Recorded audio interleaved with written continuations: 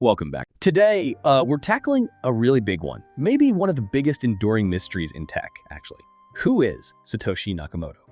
You know, the person, or maybe people, who created Bitcoin. The name is legendary, but the identity is still totally unknown. And this whole thing, this mystery, it just got stirred up again. There's this tweet, went pretty viral from @PieNewsZone. All it said was, pretty cheekily, "Tell me Nicolas is not Satoshi." Just like that. Yeah, that definitely got people talking. So that's our mission for this deep dive. We're going to unpack that claim for you. We'll look at who Nicolas Kokkalis actually is, what the Pi network is really about, because it's quite different, and why understanding these unique contributions matters so much in crypto right now. Okay, so let's start with the foundation, Satoshi Nakamoto. Like you said, the identity is a complete unknown. What we do have is the Bitcoin white paper published back in 2008. That was the blueprint. Then around 2010, Satoshi just vanished, stopped communicating publicly.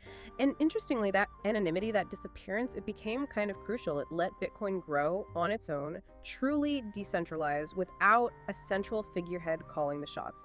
Now, Bitcoin's original design, its philosophy, it was built on some really specific ideas. You had computational mining needing serious computer power, lots of energy, think proof of work. There was a big emphasis on cryptographic complexity, a high degree of anonymity, this idea of digital scarcity like digital gold, and yeah, that proof of work mechanism to keep it all secure. Those were the building blocks. And the impact was just massive, wasn't it? I mean, Satoshi didn't just launch a digital coin, it genuinely kickstarted a revolution in finance, spawned thousands of other blockchains, other tokens.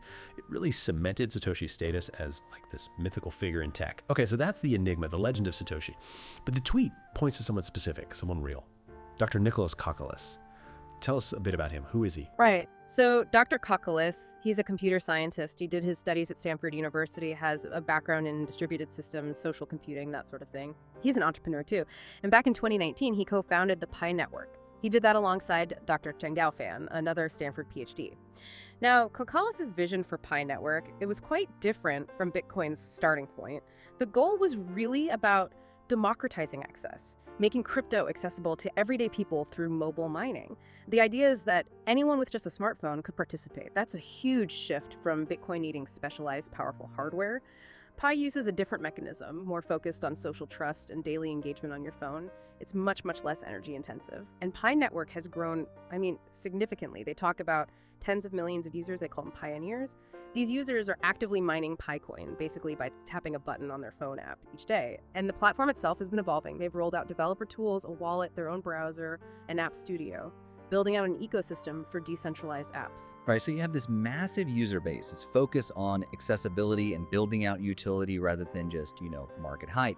And I guess when you put that growth alongside that steady utility-focused approach, you can see how people might start drawing parallels to maybe the early days of Bitcoin's development, which naturally brings us right back to that tweet and the speculation. So yeah, that tweet from @PNewsZone. Tell me Nicolas is not Satoshi. It really did poke the bear, didn't it? Even though, let's be clear, there's no actual evidence presented, it just sparked all this debate again online. It's interesting to think why that speculation caught on. People love patterns, right? They look at Kokkalis, his strong technical background from Stanford, his relatively low-key public persona compared to some other crypto founders, Pi Network's ambition to be global. And I suppose they start connecting dots, looking for parallels with the Satoshi myth. But, and this is important, it really seems to be based more on admiration, maybe wishful thinking, than on any solid facts. Trying to equate Kokkalis with Satoshi, it kind of moves into myth-making. And honestly, that can be a distraction. It distracts from looking at what each project actually aims to do and how different their methods are. That's a really good point, calling it myth-making territory. How does that kind of narrative, even if it comes from a place of admiration, potentially hurt a project like Pi?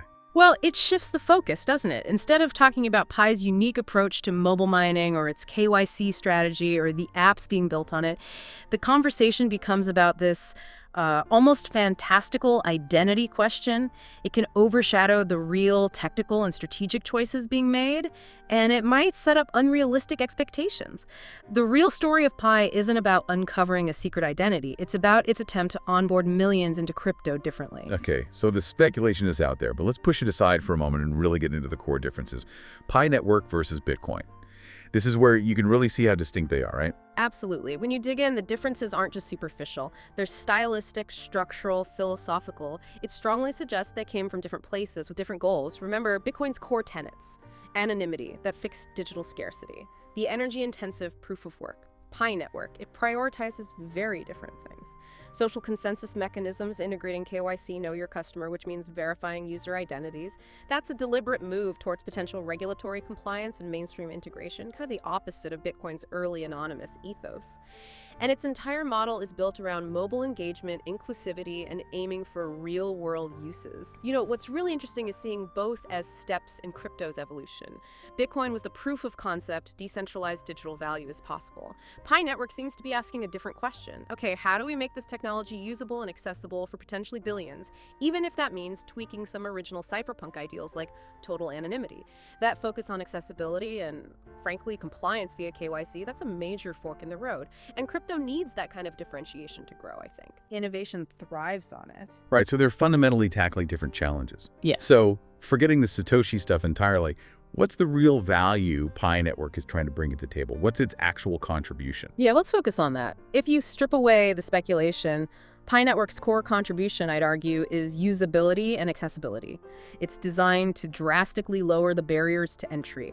You don't need technical expertise or expensive hardware. It removes those hurdles that have kept a lot of people out of the blockchain space. So it's offering a kind of blueprint for a more inclusive digital currency. You see it in the mobile-first model, the push for actual merchant partnerships, so Pi can be used in the real world, and building that open ecosystem for developers. Okay, so it sounds like it's less about Pi being the next Bitcoin and more about it carving its own path. Maybe like Satoshi showed the world blockchain could exist and Pi Network is trying to build the roads to get everyone else there. That seems like the crucial distinction, focusing on what it's actually building for mainstream adoption.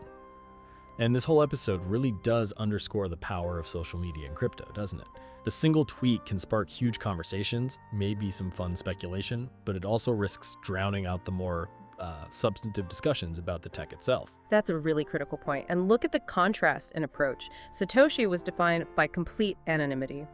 The Pi Network core team, including Kokkalis and Fan, they've been public figures from the start. They've emphasized transparency, community updates, they do Q&As, they publish roadmaps, they engage directly with their user base. It's a totally different philosophy of building trust through openness rather than mystery. So yeah, the encouragement should probably be to focus on that transparent dialogue. Focus on education about how these systems actually work, what they're really trying to achieve. Getting bogged down in chasing myths or identities, it doesn't help us evaluate the practical value of these tools. Pi Network is clearly a team effort, building something tangible, not just one mysterious figure. So, wrapping this up, that comparison between Nicolas Kokkalis and Satoshi Nakamoto, fascinating idea, maybe fun for Twitter, but ultimately it's speculation. There's no substance behind it that we can see.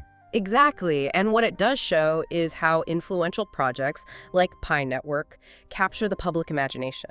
They make us think about leadership, about innovation, about the why behind the tech. And the founders, Kokkalis and Fan, they deserve recognition for what they are building, for their actual contributions, not for some borrowed mythical status. Yeah, well said. The crypto world probably doesn't need another Satoshi. What it needs are pioneers focused on building what comes next. And it seems like on that front, Nicolas Kokkalis and the Pi Network team are certainly trying to deliver something new. So maybe the thought to leave you with is this. As you look at all the new crypto projects popping up, try to ask, what unique problem are they genuinely trying to solve? Something that goes beyond what Bitcoin originally set out to do. And maybe more importantly, how can we best judge their real contributions to this constantly changing financial landscape, beyond just the hype or the speculation?